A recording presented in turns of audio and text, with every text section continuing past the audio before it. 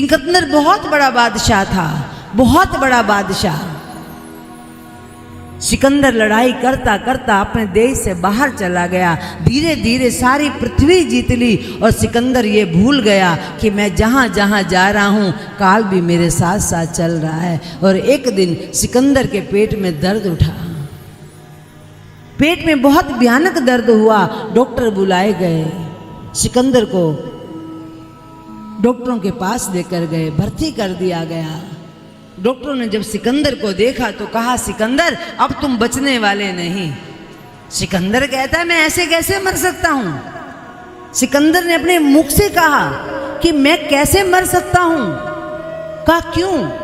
कहा मैं दुनिया का बादशाह हूं, मैं पूरी धरती का मालिक हूं, मैं नहीं मर सकता, तुम्हें बचाना होगा। डॉक्टरों ने कहा, सिकंदर असंभव, तुम नहीं बच सकते। कहा तुम मुझे कैसे नहीं बचाओगे, तुम्हें बचाना पड़ेगा। आखिर सिकंदर ने कहा, जिस पृथ्वी को मैंने बहुत बड़ी बड़ी लड़ाइयाँ करके जीता है, मैं तुम्हें सारी पृथ्वी देने को तैयार हूँ। डॉक्टर साहब मुझे आप बचा लीजिए, केवल कुछ क्षण के लिए बचा लीजिए, मुझे मेरे देश मेरे घर में पहुँचा दीजिए। डॉक्टर ने कहा असंभव, तुम नहीं बच सकते, तुम्हारी कोई अंतिम इच्छा है तो बताओ। अंतिम इच्छा? मेरी अंतिम इच्छा? सिकंदर ने विचार किया। डॉक्टरों ने कहा समय बहुत कम है, जल्दी बताओ तुम्हारी अंतिम इच्छा क्या है। तो कहा मेरी अंतिम इच्छा यही है कि जब मेरी अर्थी निकले मेरे दोनों हाथ बाहर कर देना। डॉक्टरों ने पूछा क्यों? कहा ताकि ये दुनिया वाले जान जाएं जो सिकंदर धरती के मालिक थे, जब वो सिकंदर गए एक श्वास मांगते रहे, उस सिकंदर को एक श्वास नहीं मिली, तो जरा सोचो फिर हमें कैसे मिल सकती है। सिकंदर के प्राण पखेरु उड़ गए, सिकंदर का जनाजा निकला, दोनों हाथ बाहर कर दिए, अर्थी जा रही थी और किसी शायर ने सिकंदर की अर्थी को रोक दिया और एक उस कफन के ऊपर एक शेर लिख दिया कि वो सिकंदर जो मुद्दतों के मालिक थे, जो जाने लगे दुनिया से तो दोनों हाथ खाली थे। वो सिकंदर जाते जाते हम सबको संदेश देकर गया कि हे दुनिया वालों, जो गलती मैंने की है, जो मुझसे भूल हुई है, हे दुनिया वालों तुम वो गलती मत करना।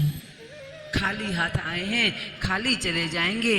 हमारे हाथ में सब कुछ है पर एक चीज हमारे हाथ में नहीं। क्या? ये श्वासों की पूंजी, ये श्वासों की पूंजी। इसलिए अपनी एक एक श्वास का कदर कीजिए।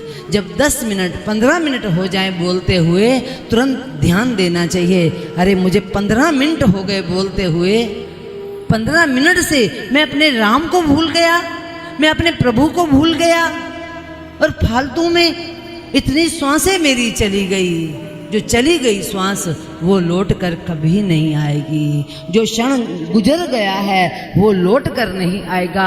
और जो हमारे पास पड़ा है, जो पड़ा है धन, कौन सा धन? बैंक वाला धन नहीं, बैंक वाला धन का हिसाब सबके पास है। ये श्वासों का धन, ये किसी को नहीं पता कि मेरे पास धन की कितनी पूंजी है, ये अंतिम है या अनंत है, ये कोई नहीं जानता।